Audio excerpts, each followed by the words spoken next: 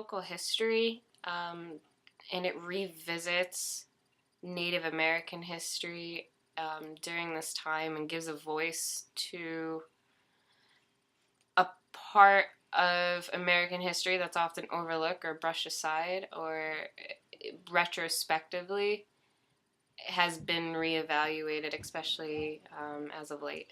Especially in the local area, it has to deal with a part of the country as a whole's consciousness, and on a smaller level, it's, I don't know, people seem to be drawn to tragedy, and there's that the plight of the Native Americans are probably the most tragic. The Indian Leap story is especially important because it was the last of civilization that has lived here for thousands of years. And the Europeans really have only been in this area for less than 600 years. And when you consider that, there are no Indians left in this area. There hasn't been for hundreds of years. And the last Indians in this area were fleeing and jumping to their death at the Chicopee River. It's to me, it's upsetting.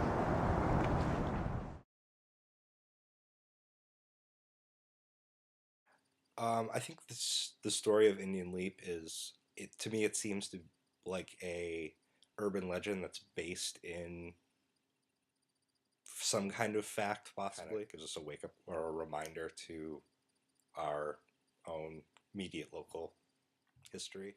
I guess I don't really know if the story's true. To a certain extent, I suppose similar situations have happened, and obviously some sort of extermination happened in this area during settlement.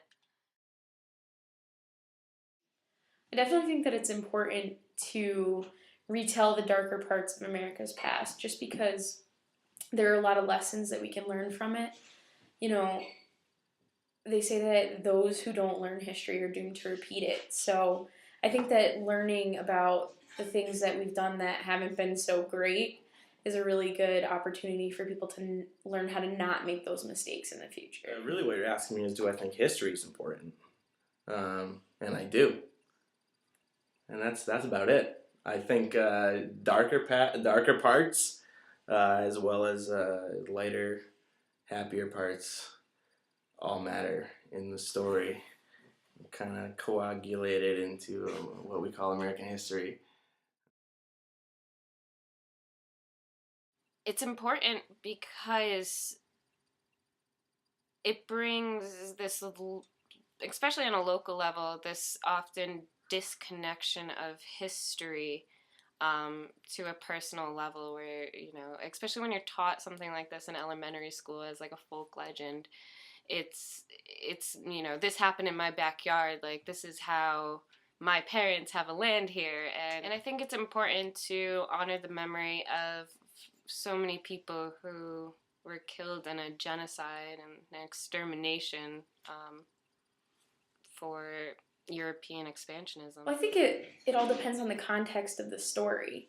You know, definitely the ways that I've heard the story of Indian Leap being told, I think it's more of an entertainment sort of thing.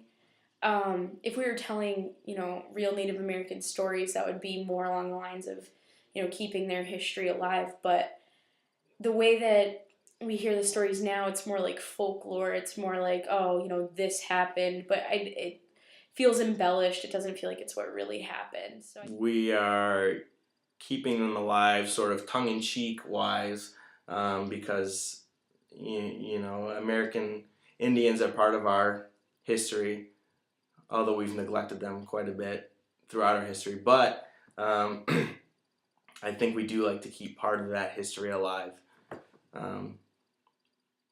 You know, so we tell the stories kind of as like urban legend, folklore, but we also like to, but it's important to us at the same time.